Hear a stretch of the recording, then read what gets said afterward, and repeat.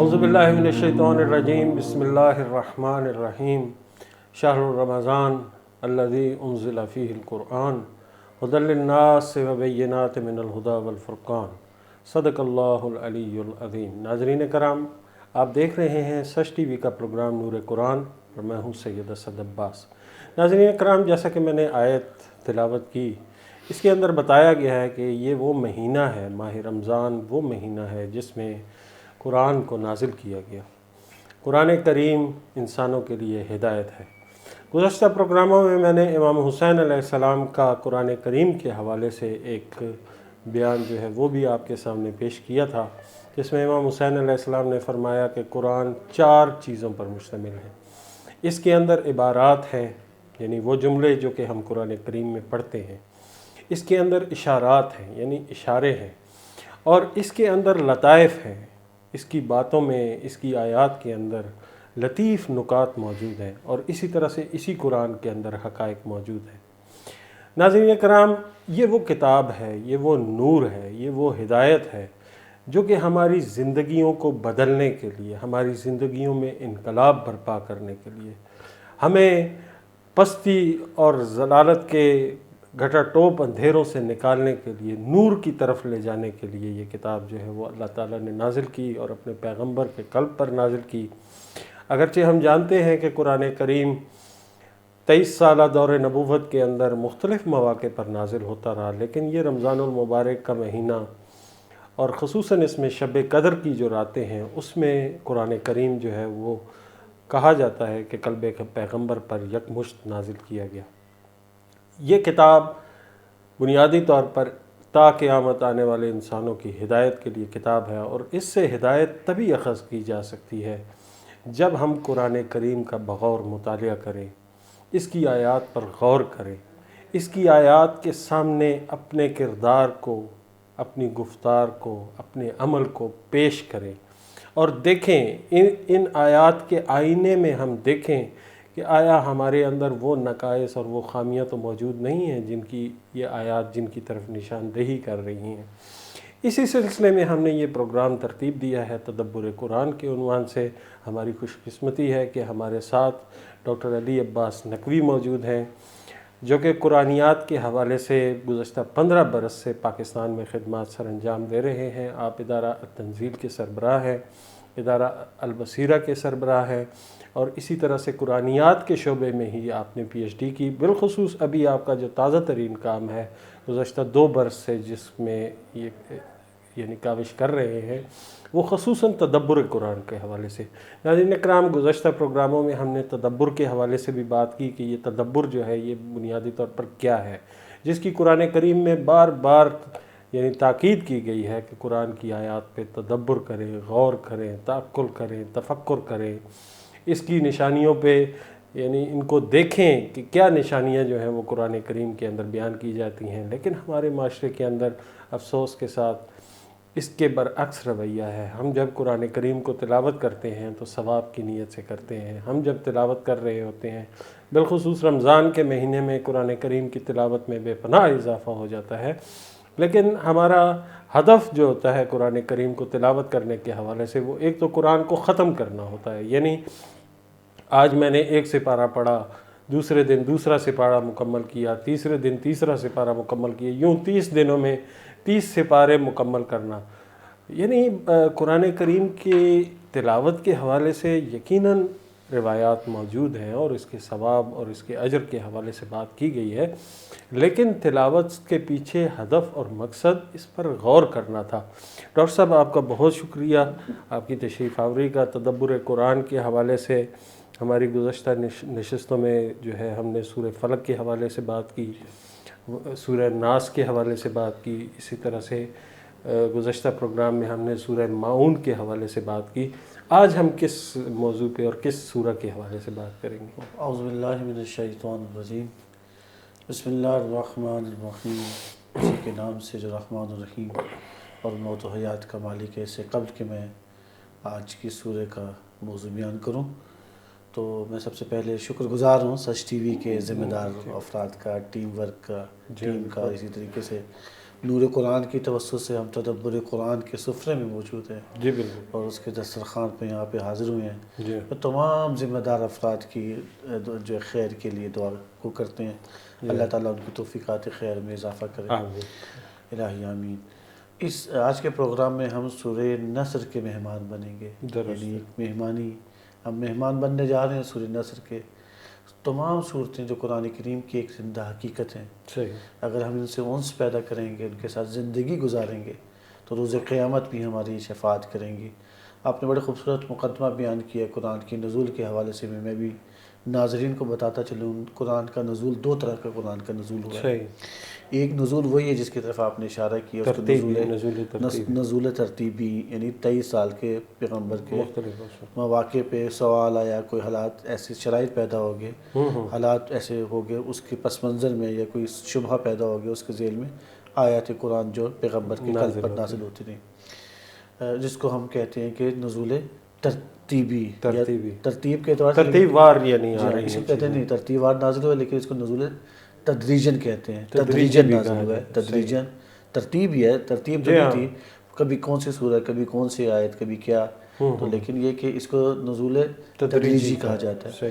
ایک نزول دفعی ہوتا ہے. یہ یکجا جو ہے شب قدر میں، شب قدر میں سے جو ہے پورا قرآن کے حقائق جو ہیں انا انزلناہ فی لیلۃ القدر، لیلۃ القدر میں قرآن کریم کو نازل کیا گیا.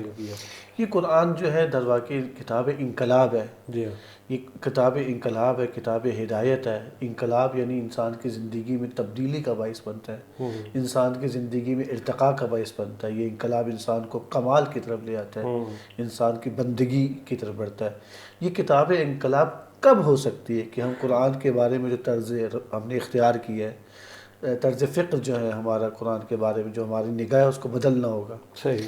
آج کے دور میں جو قرآن کریم کے بارے میں ایک خاص جو ہے آپ نے بھی ہمیشہ پروگراموں میں بھی اس کی طرف اشارہ کیا ہے کہ قرآن کریم، ہم یہ سمجھتے ہیں قرآن فقط ایک کتاب بابرکت کتاب ہے صرف، یا قرآن اس لیے نازل ہوا کہ ہمارے گھروں میں برکت ہونی چاہیے، تبرکن جو ہے اس سے ہم استفادہ کر سکیں، تعویذات بنائے جا سکیں، یا جہیز کے طور پر یا قرآن خوانی میں استعمال کر سکتے ہیں، یا جو ہے کوئی اختلاف ہو گیا ہمارے درمیان تو اس کو قسم کھانے کے لیے.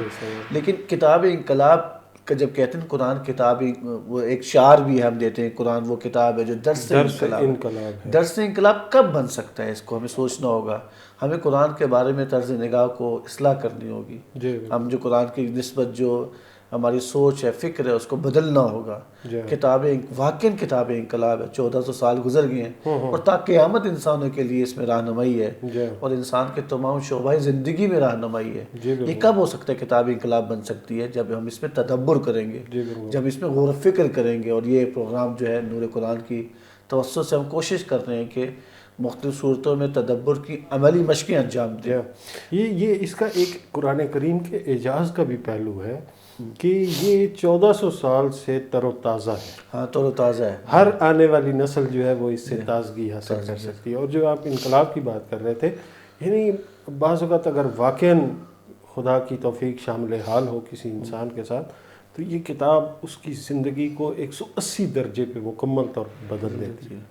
یعنی بدترین انسان جو ہے وہ نیک ہو جاتے ہیں، وہ صالح ہو جاتے ہیں. یہ کتاب اگر اس کے دل پہ ہم، یعنی جب یہ نزول ہو رہا تھا، اس کا وہ جو تدریجی نزول ہے، تو ہم اس میں جانتے ہیں کہ بہت سے لوگ قرآن کریم کو سن کے متاثر ہو کے جو ہے وہ زندگی ان کی بدل گئی، اسلام قبول کیا تھا. اور لوگ جو ہیں وہ اس کی طرف مائل ہوئے تھے. ایون یہ کہا جاتا تھا کہ یہ نہ سنو، ہاں جی، یہ جادو کا کلام ہے.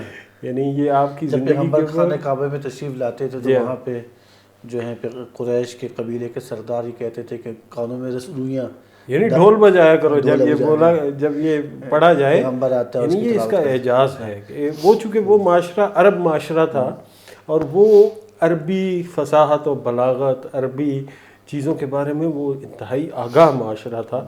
ایون وہ سورہ کوثر کے حوالے سے بھی ایک واقعہ نقل کیا جاتا ہے کہ وہاں پہ ایک میلہ لگتا تھا جس میں جو معروف شعراء ہوتے تھے عرب کے، ان کا کلام جو ہے وہ آویزہ کیا جاتا تھا خانہ کعبہ پہ. تو سورہ کوثر جو ہے وہ اس کو آویزہ کیا گیا. انا اعطیناک الکوثر فصل لربک وانحر. ان شانئک هو الابتر. تو عرب کے بڑے بڑے شعراء یعنی وہ اس کو دیکھ کے حیران بھی رہے، اور صرف ایک شاعر تھا، اس نے اس کے نیچے ایک تحریر لکھی کہ ما ھذا کلام البشر، یہ کسی انسان کا کلام نہیں ہے. یعنی وہ اس کے قائل ہو گئے کہ یہ انسان کا کلام نہیں ہے. ایسے میں ایک بڑا پیارا میں واقعہ آپ کے سامنے پیش کرنا چاہتا ہوں کہ قرآن کریم کی صرف تلاوت ہی انسان کو بدل دیتی ہے، اور انسان جو ہے گرویدہ ہو جاتا ہے کلام الہی کے، اور اس کی طرف خدا کی توفیق اگر شامل ہے یقیناً. شہید قطب ایک میں جو بتاتا چلوں، شہید قطب گزرے ہیں کہ انہوں نے تفسیر لکھی ہے فی ظلال القرآن کے نام سے. سید قطب بھی ان کو کہا جاتا ہے. تو وہ لکھتے ہیں کہ اپنی اس میں مقدمے میں بیان کرتے ہیں کہ ہم جو ہے کہ پہلے کشتیوں میں سفر کیا جاتا تھا. آپ کو معلوم ہے کہ کسی ساحل سے گزر کسی ملک میں جا رہے تھے تو وہاں پہ جو ہم جمعے کا دن آ جاتا ہے، وہ کچھ مسلمان بھی تھے، ہم جو کشتی کے جو ہے نا اوپر جا کر اذان دی انہوں نے، جا کر جو ہے سد پہ جہاں پہ، اور اذان دی، اور پھر ہم نے کہا کہ نماز جمعہ پڑھتے ہیں، جمعے کا ٹائم ہے. کہتے ہیں میں نے نماز خطبے دیے، پھر نماز پڑھی. ہمارے ارد گرد بہت سارے جو غیر مسلم تھے وہ جمع ہو گئے کہ مسلمان کیا کر رہے ہیں. میں خطبے دے رہا تھا، میں نماز پڑھی، اور خطبوں میں نے جو ہے اس کے بعد جو خطبوں میں کہا جاتا ہے ایک دین اور تقوی کی طرف دعوت دی جاتی ہے، اور پھر جو نماز جمعہ ادا کرنے کے بعد ایک خاتون بہت گریہ کر رہی تھی. جب ہم نے نماز پڑھ لی تو میرے پاس آتی ہے، کہتی ہے یہ کیا گفتگو کر رہے تھے آپ؟ جو ہے اپنی گفتگو میں کچھ ایسی باتیں کر رہے تھے، ایسے جملے تھے جو میرے دل پہ اثر کر رہے تھے. سید قطب نے دیکھا اور سوچا، تو پھر بتایا کہ یہ کلام الہی ہے، کہ یہ قرآن ہے ہمارا، یہ اللہ پاکیزہ دلوں پہ اثر کرتا ہے. پھر وہ جب اس کو بتایا قرآن ہے، انسانوں کی ہدایت کے لیے آیا ہے، اور آپ یہ پیغمبر ہے، ہماری آخری کتاب ہے، جب تعارف کروائے وہ خاتون مسلمان ہو جاتی ہے. مسلمان ہو گئی. اچھا، یہ اس طرح کے واقعات، آج تو سوشل میڈیا کا دور ہے، اس طرح کے کلپس اور ویڈیوز جو ہیں وہ بہت سوشل میڈیا پہ موجود ہیں، جس میں انگریز جو ہیں وہ جب قرآن کی تلاوت اس کو سن رہے ہوتے ہیں متاثر ہوئے بغیر نہیں رہ سکتے. ایک کلپ میں دیکھ رہا تھا کہ ایک چھوٹی بچی ہے، بہت چھوٹی عمر کی بچی ہے، کہ یعنی ایک مارکیٹ کے اندر وہ اپنے والدین کے ساتھ گئی ہے، تو وہاں پہ دبئی میں اذان جو ہے اس کی آواز بلند ہوئی. جب اذان کی آواز بلند ہوئی ہے تو اس نے بچی یعنی مافیا سے وہ جو ہے نا اس کو فراموش کر دیا اس نے، اور وہ دیکھ رہی ہے کہ یہ آواز کہاں سے آ رہی ہے. والدین سے پوچھتی ہے کہ یہ آواز کہاں سے آ رہی ہے. یعنی اس کے قلب کے اوپر براہ راست وہ آواز جو ہے وہ اثر کر رہی ہے. لیکن ایک طرف ہم مسلمان ہیں، یعنی ہمارے گھروں میں یہ کلام الہی موجود ہے، لیکن ہم تلاوت بھی کرتے ہیں. لیکن مسئلہ بھلا کیا ہے، میں ناظرین کو اس کی طرف متوجہ کرنا چاہتا ہوں، ہمیں قرآن کی صحیح شناخت و معرفت دی ہوئی، ہمیں قرآن کا قرآن کی رغبتوں کی طرف لگا دیا گیا ہے. جو قرآن کا یہ رغبتیں در واقع ایک ذریعہ تھی، ایک وسیلہ تھی تاکہ ہم اصل ہدف قرآن تک حاصل کر سکیں. یہ بڑا اہم ہے. دیکھیں، جب قرآن کا ظاہر اتنا اہمیت کا حامل ہے، اس کی تلاوت اور لوگوں کے دلوں پہ اثر کرتا ہے، کیوں نہیں اس کے عالی معارف انسان کو بدل دیتے سکتے؟ کیوں نہیں ایک انسان کی زندگی میں اور ایک معاشرے میں انقلاب ہو؟ آج قرآن کے بہت سارے اعجاز ہیں، ہمیشہ ہر دور میں نئے اعجاز سامنے آتا ہے. آج کل جو قرآن کا اعجاز جو ہے اعجاز اجتماعی کے طور پہ، یہ جو ہے یا اعجاز تربیتی کے طور پہ بتایا جاتا ہے کہ اس کا یہ اعجاز ہے. چند واقعات آپ نے بیان کیے، ہم نے اشارہ کیا.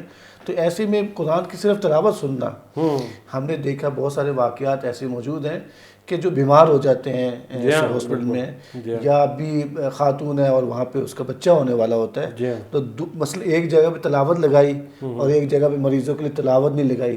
جن کے ہاں تلاوت لگائی تھی وہاں پہ بڑا ایک اس کی روحانی، اس کی علاج میں اس کی تاثیر ہوئی. جی بالکل. اور یہ واقعات ہمارے سامنے سورہ یاسین کے حوالے سے تو باقاعدہ یعنی عمل موجود ہے کہ جس کے اندر سورہ یاسین جو ہے وہ کینسر پیشنٹس کو سنایا جاتا ہے، یا جو مہلک امراض میں مبتلا لوگ ہوتے ہیں، اور اس کے لیے باقاعدہ ایک پروسیجر ہے کہ اس طرح سے آپ یہ روزانہ صبح و شام جو ہے اس کی تلاوت کلام سنیں.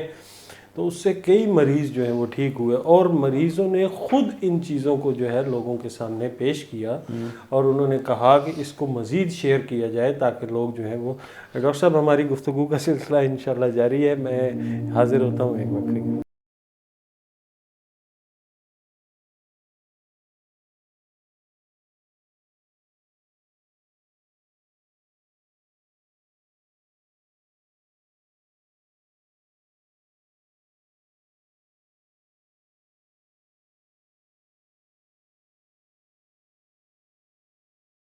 اکرام خوش آمدید. ہماری گفتگو کا سلسلہ چل رہا ہے قرآن کی تعلیمات کے حوالے سے. ڈاکٹر صاحب میں چاہوں گا کہ آج کی جو سورہ ہے اس کے حوالے سے بات کریں اور جو تعلیمات قرآن کریم کے اندر موجود ہیں اس کے حوالے سے ہمارے ناظرین کو آگاہ فرمائیں. دیکھیے ہمارا موضوع کلی تدبر قرآن ہے. صحیح. تدبر قرآن کے لیے ان آیات اور صورتوں سے اونس پیدا کرنا بڑا ضروری ہے. صحیح. جب تک آپ اونس نہیں کریں گے، اونس مقدمہ بنتا ہے تدبر کے لیے. یعنی ایک سورہ میں ہم نے تدبر کرنے کا آغاز کیا، مثلا سورہ ماعون ہم نے کیا یا سورہ نصر آج کرنے جا رہے ہیں، تو اس کو بار بار تلاوت کرنی ہے. صحیح. یعنی صبح اٹھنے کے بعد، رات سوتے ہوئے، اور پھر نماز میں کوشش کریں صورتوں کی تلاوت کریں. 5 وقت نماز میں ہم کر سکتے ہیں. تو ہم آج جو ہے اپنی اس گفتگو کا آغاز تدبر کا، اس کی تلاوت اور اس کے کلی معنی کی طرف کرتے ہیں. لیکن اس سے پہلے، اس کی تلاوت سے پہلے میں چاہوں گا سورہ کا سرنامہ آپ کے سامنے اور ناظرین کے سامنے پیش کروں، تاکہ کلی تصویر جو ہے ہمیں سورہ کی آپ بتا رہے تھے کہ یعنی جو ہم آج تک تدبر کرتے رہے ہیں، تفکر کرتے رہے ہیں، وہ تفکر کی ایک روش ہے، ایک طریقہ کار ہے.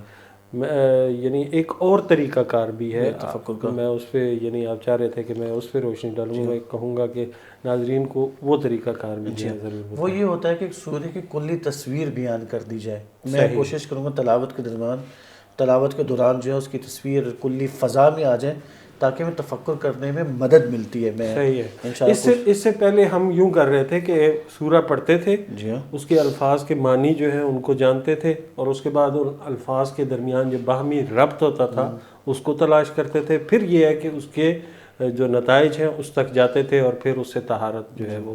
لیکن اب آپ کہہ رہے ہیں کہ ایک دفعہ پوری کلی تصویر آپ کے سامنے پیش کریں، پھر ہم جائیں گے الفاظ کی طرف، دقت کریں گے، اور پھر تفکر، اور پھر تعقل، اور پھر سورہ کے غرض و غایض، اور پھر طہارت کی طرف جائیں گے. صحیح. یعنی یہ دوسری روش ہے، دوسری روش ہے تفکر کے حوالے سے. صحیح. آغاز ہے بسم اللہ الرحمن الرحیم. اذا جاء نصر اللہ والفتح. اس وقت کہ جب خدا کی نصرت آتی ہے اور فتح حاصل ہوئی. جاء خدا کی نصرت آئی اور فتح حاصل ہوئی. اس وقت کہ جب اللہ تعالیٰ نے مدد کی، اللہ کی مدد وہی نصرت، اور انسان کو نصرت کے بعد کہا جا رہا ہے کہ انسان کو فتح نصیب ہوئی. اگلی آیت ہے کہ وَرَأَيْتَ النَّاسَ يَدْخُلُونَ فِي دِينِ اللَّهِ أَفْوَاجًا. اور دیکھو لوگ گروہ در گروہ دین میں داخل ہو رہے ہیں، دین الہی میں داخل ہو رہے ہیں. یعنی سورہ مبارکہ جو نصر کا آغاز ایک ایسے واقعہ سے ہو رہا ہے، ایک ایسے حادثے کی طرف، ایک ایسے ماجرا کی بیان کیا جا رہا ہے کہ جب خدا کی نصرت اور فتح آئی، اور اس کے بعد جو ہے لوگ گروہ در گروہ دین میں داخل ہو گئے. یہ ایک بڑا اہم واقعہ ہے، ایک خاص انداز ہے اللہ تعالیٰ کا، اور بڑا کہ جب خدا کی نصرت اور فتح دونوں کٹھی آ رہی ہیں، دونوں کٹھی آ رہی ہیں، اور پھر دین میں لوگ داخل ہو رہے ہیں دستہ دستہ، کیونکہ دین کا غلبہ ہو گیا ہے. دین کا غلبہ ہو گیا. اللہ تعالیٰ کی نصرت اور فتح کے نتیجے میں دین کا غلبہ ہو گیا، اور پھر لوگ جو ہے دین میں داخل ہو رہے ہیں. سورت کا جو تیسرا حصہ ہے، ہم تصویر ایک سورہ کی سامنے پیش کر رہے ہیں سورت کا، اور اس صورتحال میں کہ فتح اور نصرت کٹھی آ گئی ہے، اور لوگوں نے جوک در جوک دین میں داخل ہونا شروع ہو گیا. تو تیسرا حصہ جو ہے اس صورتحال میں فَسَبِّحْ بِحَمْدِ رَبِّكَ وَاسْتَغْفِرْهُ إِنَّهُ کان توابا. یہاں پہ پیغمبر کو 2 حکم جاری کیے جا رہے ہیں. یعنی اس فتح کے بعد، اس نصرت کے بعد کہ جب لوگ وہ دین کا غلبہ ہو گیا اور لوگ جوک در جوک جو ہے دین میں داخل ہو گئے، تو کہا جا رہا ہے 2 حکم دیے جا رہے ہیں. پہلے حکم ہے تسبیح کا حکم دیا جا رہا ہے، فسبح یعنی تسبیح کرو، تسبیح کرنے کا حکم دیا جا رہا ہے. اور دوسرا اس کی مغفرت کرو، اس سے مغفرت طلب کرنے کہا جا رہا ہے. اور جی ہاں، اس سورہ کے آخر میں انہو کان تواب میں قانون بیان کیا جا رہا ہے. قانون کیا ہے؟ اس کی وجہ کیا ہے کہ یہ جو نصرت آئی، فتح آئی، لوگ جوک در جوک دین میں داخل ہو گئے اور 2 حکم دیے گئے. اس کی وجہ کیا ہے؟ اس کا سبب کیا ہے؟ کیوں؟ کیونکہ انہو کان تواب، کہ بے شک وہ جو ہے بہت زیادہ توبہ کرنے والا ہے. یہ ایک سورہ کا سادہ ترجمہ ہم نے آپ کے سامنے پیش کیا ناظرین کے سامنے, اور ایک تصویر سامنے پیش کی سورہ کی. اس تصویر کا فائدہ کیا ہوتا ہے؟ مفہوم, تاکہ ہمیں تدبر کرنے میں, تاکہ ہمیں تفکر کرنے میں, اور پھر اس سے اصول زندگی اخذ کرنے میں, اور اس کے بعد جو دیگر مراحل ہیں کہ سورہ کے غرض و غائب تک پہنچنے کے لیے, اس کے بعد جو ہم سورت میں طہارت کرتے ہیں, یہ بڑی مدد ملتی ہے اس سے. جب آپ کسی سورہ کی کلی تصویر آپ کے سامنے پیش کرتے ہیں تو اس میں اس کو مدد ملتی ہے. اچھا, بعض صورتیں جو ہیں وہ یقیناً یہ تو ایک چھوٹی سورہ ہے, بعض صورتیں بڑی ہوتی ہیں, یعنی کئی آیات پہ, سینکڑوں آیات پہ مشتمل ہوتی ہیں.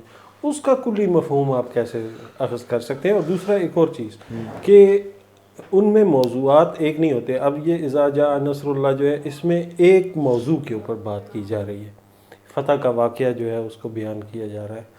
میرا خیال ہے یہ شاید مکہ کے بعد جو ہے, اچھا, اور فتح مکہ سے پہلے جو اس کا نزول, تو وہ جو صورتیں ہوتی ہیں جس کے اندر مختلف موضوعات پہ بات کی جا رہی ہے اور مختلف یعنی بڑی سورہ ہے, اس کا کلی مفہوم یا کلی تصویر جس طرح ابھی آپ نے پیش کی, اس کی کیسے ہم حاصل کریں گے؟ تفکر کی بہت ساری روشیں ہیں. ہم انشاءاللہ سورہ عبس یا سورہ آخر میں سورہ قلم پہ گفتگو کریں گے رمضان کے آخری دنوں میں, جو مثلا بعض 50 سے زیادہ آئے تھے اس پر مشتمل ہے, تو اس میں روشنی ڈالیں گے. اس وقت ہم سورہ کو موضوعات میں تقسیم کرتے ہیں. مثلا کسی کے سورہ کے جو آیات ہیں اس کے سیاق و اسباب کی روشنی میں اس کو موضوع میں تقسیم کرتے ہیں. پھر اس کے موضوعات آیتوں کے موضوع بناتے ہیں, پھر اس کے کلی موضوعات بناتے ہیں, پھر موضوعات کے درمیان ارتباط کشف کرتے ہیں اس کے کلیدی الفاظ کی روشنی میں. ہر سورہ کا آغاز و اختتام آپس میں ارتباط ہے, جدا نہیں ہے کہ آپس میں جدا کیا جائے. انشاءاللہ ناظرین سے انشاءاللہ ہمارے ساتھ رہیں, ہم آخر میں بعض صورتوں ماہ رمضان کے آخری پروگراموں میں یہ کام کریں. اچھا, یہ جو آپ جس طرح سے اب ہم اس سے اگلا مرحلہ جو ہے, یعنی آپ نے کلی تصویر سورہ کی جو ہے وہ اخذ کر لی, اس کے بعد اگلا مرحلہ اس تدبر کے مرحلے میں, چونکہ ہم ایک نئی روش کر رہے ہیں. اس سے پہلے جو ہم نے روش کی اس کے اندر ہم نے سورہ کا ترجمہ پڑھا, سورہ کا ترجمہ پڑھنے کے بعد اس کے الفاظ و معنی جو ہیں ان کو دیکھا, الفاظ و معنی کے درمیان یعنی جو آیت کے الفاظ تھے ان کے باہمی ارتباط کو دیکھا, پھر سورہ کے غرض و غایت کو دیکھا, اور اس کے بعد پھر اس میں طہارت یعنی اپنی زندگی کو بدلنے کے لیے, اپنے مسائل کو حل کرنے کے لیے ہم نے جو حکمت عملی ہے اس کا تعین کیا. یہ کلی طور پر ایک تدبر کا سلسلہ تھا.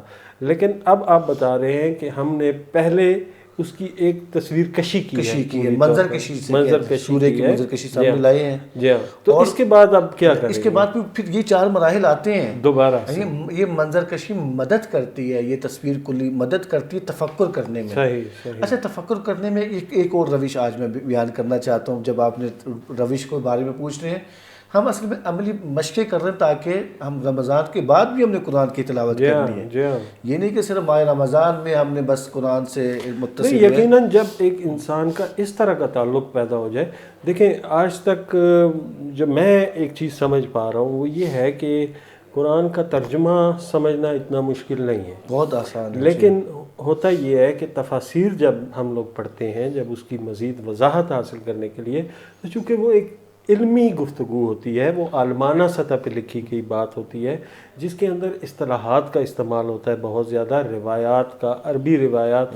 یعنی آپ نے ایک عربی سمجھنے کے لیے جب آپ نے تفسیر کھولی تو اس میں مزید عربیاں سامنے آ گئی جس نے مشکلات پیدا کر دی. وہ اس سے انسان جھنجھلا جاتا ہے تھوڑا سا کہ میں تو آسانی کے لیے آیا تھا یہاں پہ, لیکن یہاں تو علم مزید جو ہے وہ دریا بہہ رہا ہے.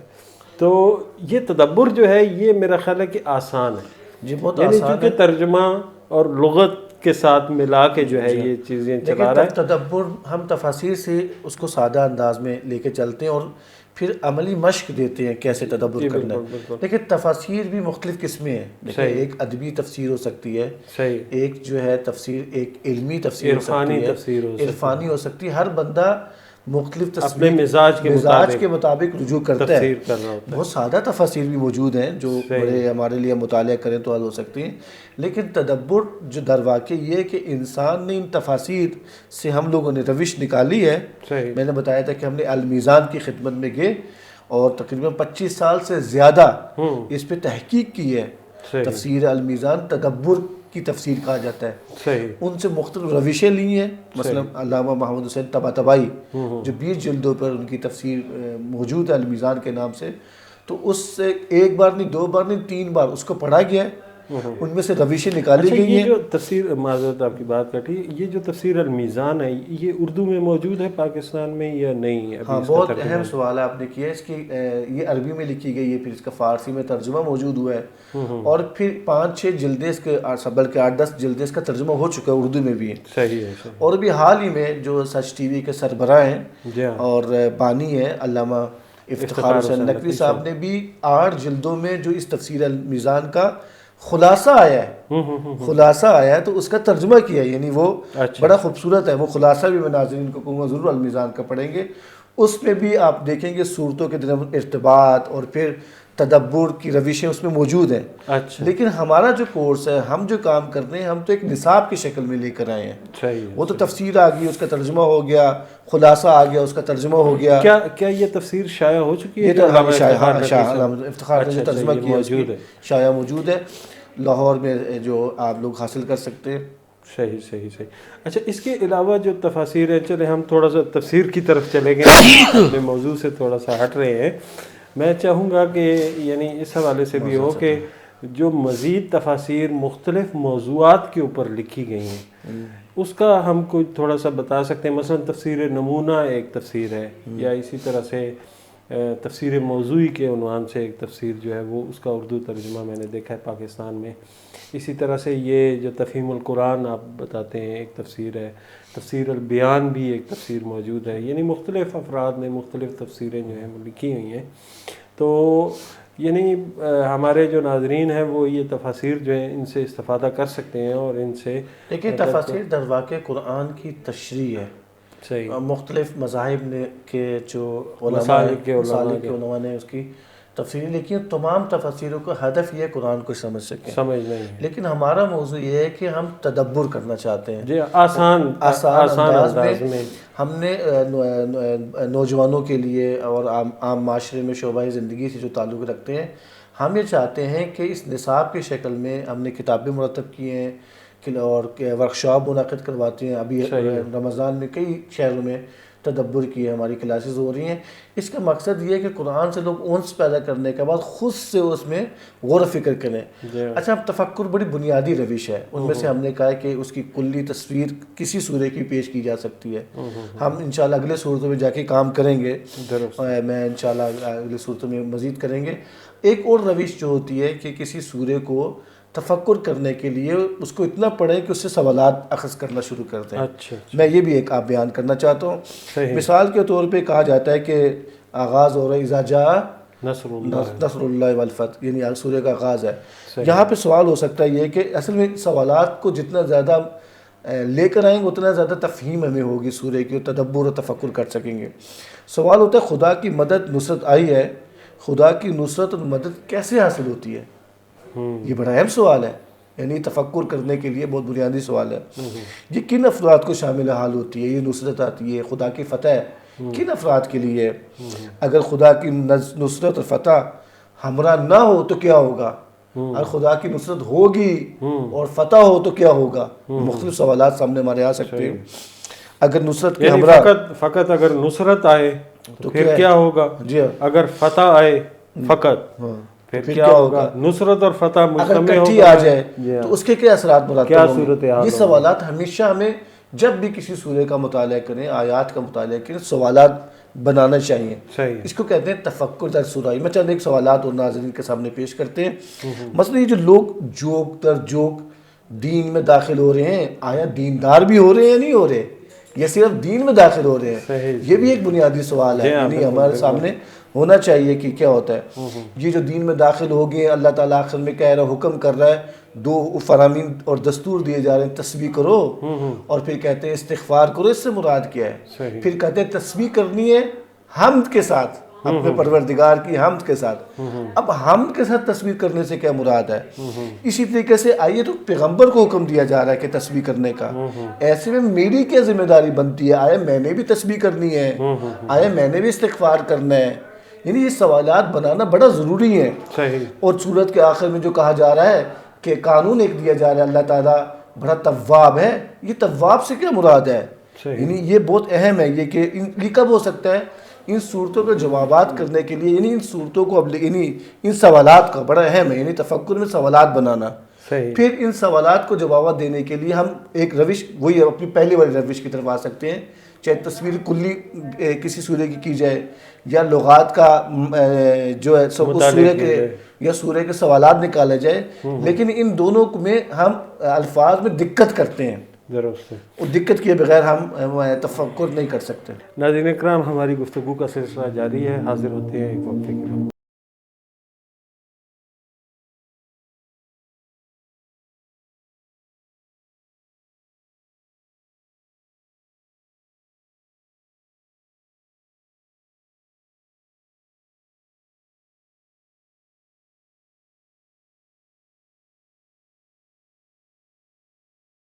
ناظرین اکرام، خوش آمدید. ہماری گفتگو کا سلسلہ چل رہا ہے سورہ نصر کے حوالے سے.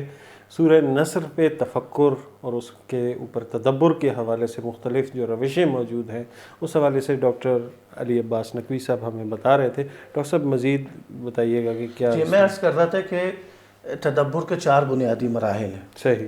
پہلا مرحلہ بڑا بنیادی ہے جو بار بار ہم رک رہے ہیں اور پھر آگے بڑھ رہے ہیں. یعنی در واقع ماہ رمضان میں نور قرآن کی توسط سے، پروگرام کی توسط سے ہم تدبر کے مراحل میں سے تفکر پہ زیادہ زور دے رہے ہیں. صحیح. تاکہ باقی مراحل تک ہم آگے بڑھ سکیں. تفکر کی ایک روش یہ ہوتی ہے کہ آپ جو ہے سوالات بنا لیں. صحیح. سورہ سے سوالات بنا لیں، جیسے کہ میں نے ابھی بریک میں جانے سے وقفے سے پہلے ہم بیان کیے. لیکن آپ ان سوالات کے جوابات کیسے دیں گے؟ ہم روایات کی طرف رجوع کر سکتے ہیں یا دوسری آیات جو قرآن میں موجود ہیں ان کی طرف رجوع کر سکتے ہیں. اور ایک روش وہ جو ہے جو ہر سورے میں یا ہر آیت میں جو بنیادی اور کلیدی الفاظ ہیں ان کی سمجھ جائیں، ان کی تفہیم ہو جائیں اور اس کے درمیان آپس میں ارتباط کو کشف کر لیں گے تو ہم ان سوالات کے جوابات دے سکتے ہیں. ہم اب آیت بھی آگے چلتے ہیں انشاءاللہ تعالیٰ. آیت کا آغاز کیا ہو رہا ہے؟ آیت کا آغاز کیا ہو رہا ہے؟ سورہ کا آغاز ہو رہا ہے اذا جاء بسم اللہ الرحمن الرحیم اذا جاء نصر اللہ والفتح. بس یہاں پہ جو ہے اذا کا لفظ استعمال ہو رہا ہے. اذا کے لفظ کو ہمیں سمجھنا ہوگا. اذا یعنی کا مطلب ہوتا ہے جب، یعنی اس کے معنی ہے جب کے معنی میں ہے کہ اس کے معنی جب ہے، یعنی وقت کا تعین کیا جا رہا ہے. اذا اس کے معنی صحیح زمان اور مکان، زمان کو وضاحت کر رہا ہوتا ہے. جا کے معنی سمجھنا ضروری ہے. جا کا مطلب ہوتا ہے کہ معنی ہے کسی چیز کا آنا اور پھر اس میں ٹھہر جانے کو، رک جانے کو جا کہتے ہیں. کیا مطلب؟ جب کوئی چیز آتی ہے اور وہاں پہ رک جائے، ٹھہر جائے، تو اس کو ہم جا سے تعبیر کرتے ہیں. اب یہاں پہ کیا یہ نصرت و فتح آئی؟ اذا جا کیا ہوئی؟ اللہ کی نصرت آئی اور ٹھہر گئی، یعنی فتح ٹھہر گئی. یہ بہت بنیادی لفظ ہے جا کے معنی کو سمجھنا. اور دوسرا لفظ ہے نصرت. نصرت کا مطلب ہوتا ہے مدد کرنا. نصرت کا مطلب ہوتا ہے ایسی مدد، یعنی ہر طرح کی مدد کرنے کو نصرت کہا جاتا ہے، نصرت سے تعبیر کیا جاتا ہے. یعنی یہ مدد کب ہوتی ہے؟ جب ایسی مدد کہ آپ اس کے ذریعے سے آپ کے سامنے جو موانع ہیں یا مشکلات ہیں یا رکاوٹیں ہیں وہ دور ہو جائیں اور آپ ان مشکلات پر مسلط ہو جائیں، حاوی ہو جائیں، آپ غلبہ پیدا کر لیں. وہ نصرت ہے. یعنی نصرت بڑی ہے. یہ کہ تو نصرت کی تھوڑی سی مدد کی چلے گی، نہیں. آپ نے یعنی جو نصرت، اللہ کی جو نصرت آ رہی ہے ایسی جیسے آپ کے راستے میں جو بھی مشکلات آئیں گی یا آ رہی ہیں، اب جو بھی رکاوٹیں ہیں، جو بھی موانع ہیں، اس پہ مسلط اور حاوی ہونے کو یہاں پہ کہا جاتا ہے کہ نصرت کہا جاتا ہے. نصر اللہ والفتح. اور یہ جو فتح کا یعنی وہ کنسیپٹ ہے، یہ کیا ہے کہ مطلب نصرت اور فتح کا آپس میں مل کر آنا، یعنی دونوں کا اکٹھے ہو جانا، مجتمع ہو جانا. جی، فتح کا مطلب بڑا اہم ہے کہ گرہ لگانے کی ضد ہے. اچھا. موانع اور رکاوٹوں کو دور کرنے کے معنی میں ہے. اس کے معنی موضوعات کے اعتبار سے بھی تبدیل ہو سکتے ہیں. مثال کے طور فتح اب جو ہے یہاں پہ کھولنا ممکن ہے، کھولنے کے معنی میں ہے کہ کبھی مادی اعتبار سے بھی ہو سکتی ہے اور کبھی معنوی اعتبار سے بھی ہو سکتی ہے، یہ معنی ہے. بس یہ آیت ہم نے سمجھ لی کہ اذا جاء نصر اللہ والفتح، جب نصرت خدا، ایسی نصرت کہ جس کی وجہ سے آپ نے موانع، رکاوٹیں دور کر دی، یہ نصرت الہی ہے.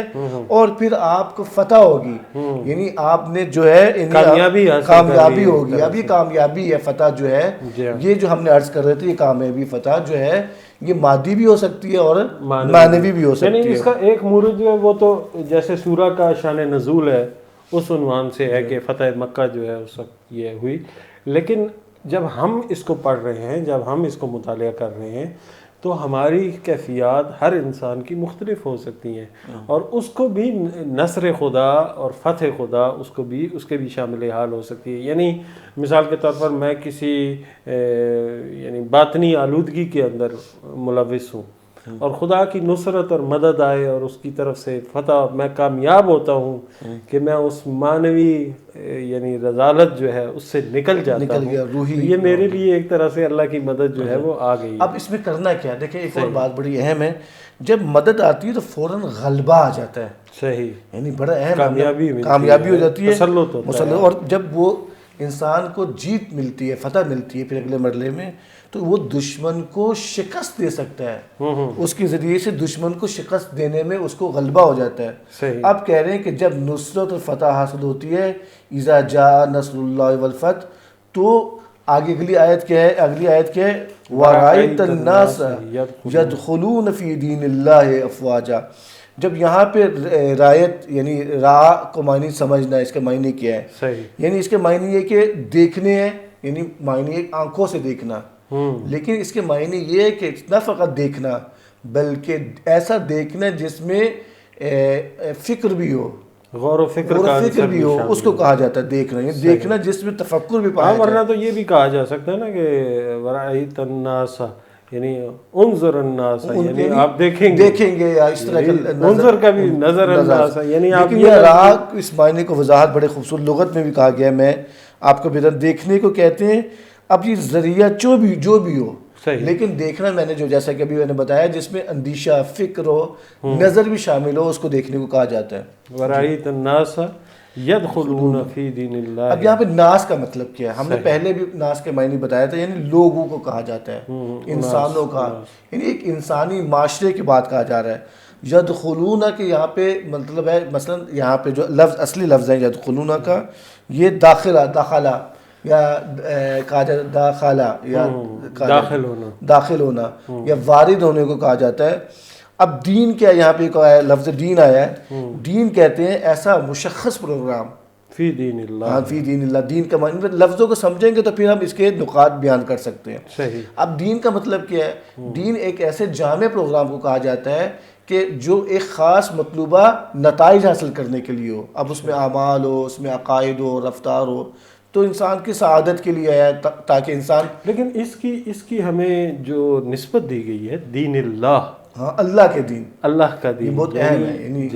یعنی کیا ہو رہا کیا ہے کہ جب نصرت آ گئی ہے، فتح آ گئی ہے، اور ایک اس کا نتیجہ غلبہ بھی آ گیا ہے. اس غلبے کے نتیجے میں جو ہے فوج کہتے ہیں، جوگ در جوگ کو کہتے ہیں، یعنی گروہ در گروہ، قبیلہ در قبیلہ، یعنی بڑی تعداد، پوری بڑی تعداد میں جو لوگ، پورا معاشرہ جو ہے، پورے مکہ کی بات اگر ہو رہی ہے تو پورا معاشرہ جو ہے وہ دین الہی میں داخل ہو گئے. یعنی یہ نصرت اور فتح کی جو ہے یہ ایک نشانی بھی بیان کی جا رہی ہے، اور اس کا ایک یعنی جو جسے آپ کہہ سکتے ہیں کہ اظہار بتایا جا رہا ہے کہ جب خدا کی طرف سے نصرت اور فتح آتی ہے تو پھر قبیلوں کے قبیلے، لوگوں کے انبوہ جو ہے وہ دین خدا کے اندر. ہم آگے چل کے بتائیں گے کہ ہم نے کوشش کرنی ہے اس نصرت کے لیے، اس گروہ در گروہ کے لیے زمینہ ہموار کرنا ہے. اگر ہو سکتا ہے ابھی آج کے پروگرام میں، اگلے پروگرام میں بتائیں گے. صحیح. اچھا، یہاں پہ ایک بہت اہم نقطے کی طرف مزید میں اشارہ کرنا چاہتا ہوں ناظرین کے لیے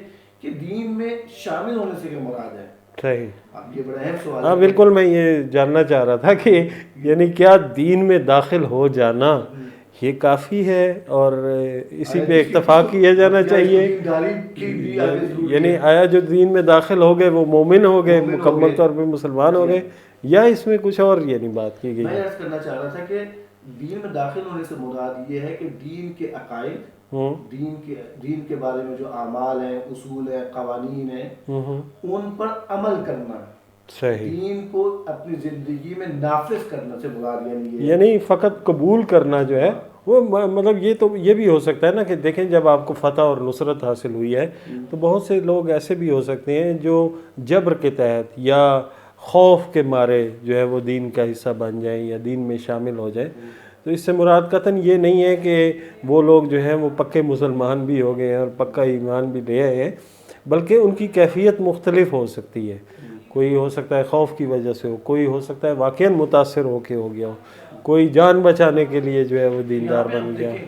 فوج در فوج، افواج یعنی گروہ در گروہ، جوک در جوک دین میں داخل ہو گئے.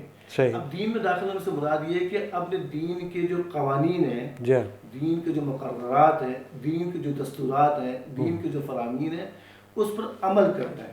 صحیح. اب یہاں پہ ایک اور سوال ہو سکتا ہے، آیا یہ کافی ہے؟ یعنی ایک اچھا عمل ہے، جی ہاں، ہم یہ کہتے ہیں ٹھیک ہے اور بہترین عمل ہے، یعنی پہلے مرحلے میں دین میں داخل ہوں گے، لیکن یہ ناکافی ہے، یہ ابتدائی ماجرا ہے. ہاں، یہ ابتدائی ماجرا. ابھی تو جو ہے آپ اپنی دین میں داخل ہوئے ہیں، آپ نے ان قوانین پر عمل کرنا ہو. اگلی آیت میں اگلی آیت جو آخری آیت بڑی اہم ہے، جس کی طرف کہا جا رہا ہے کہ بڑی آیت ہے کہ فسبح، اب جو دین میں داخل ہو گئے ہیں تو آپ تسبیح کریں، حمد بحمد ربک، اپنے رب کی، واستغفرہ، یعنی توبہ کریں، استغفار کریں، مغفرت طلب کریں. اب جب کہ آپ دین میں داخل ہو گئے ہیں، اب جب جوک در جوک، گروہ در گروہ، قبیلہ در قبیلہ دین میں داخل ہو گئے، تو ابھی یہ ابتدا ہے. آپ نے تسبیح کرنی ہوگی، آپ نے مغفرت طلب کرنی ہوگی. تسبیح سے کیا مراد ہے کہ یعنی وہ جو عام طور پہ عموماً ہم نماز کے بعد تسبیح پکڑی ہوئی ہوتی ہے، آیا اس سے مراد یہ ہے کہ تسبیح کرنے سے مراد کمال کی طرف حرکت کرنے کو تسبیح کہا جاتا ہے. یا نقائص اور عیب کو دور کرنا، اس کو تسبیح کہا جاتا ہے. لغت میں بھی چلتے ہیں، یہ بھی میں نے لغت سے آپ کے سامنے پیش کیا کہ تسبیح کرنے کے معنی یہاں پہ جو ہے مفردات القرآن آپ کو معلوم ہے کہ جی ہاں، راغب اصفہانی کتابوں ان کے بارے میں بتاتا ہوں. وہ کیا فرماتے ہیں کہ بغیر کسی انحراف اور کمزوری کے حق کی طرف آگے بڑھنا، یعنی کجی اور انحراف کے بغیر حق کی طرف آگے بڑھنا، اور تسبیح کسی کو ہر قسم کے نقص اور عیب سے مبرہ سمجھنے کو تسبیح کہا جاتا ہے. اسی تسبیح کے معنی ہے. اب جوک در جوک دین میں داخل ہو گئے، قوانین پر عمل کرنا شروع کر دیے اسلام کے دین کے.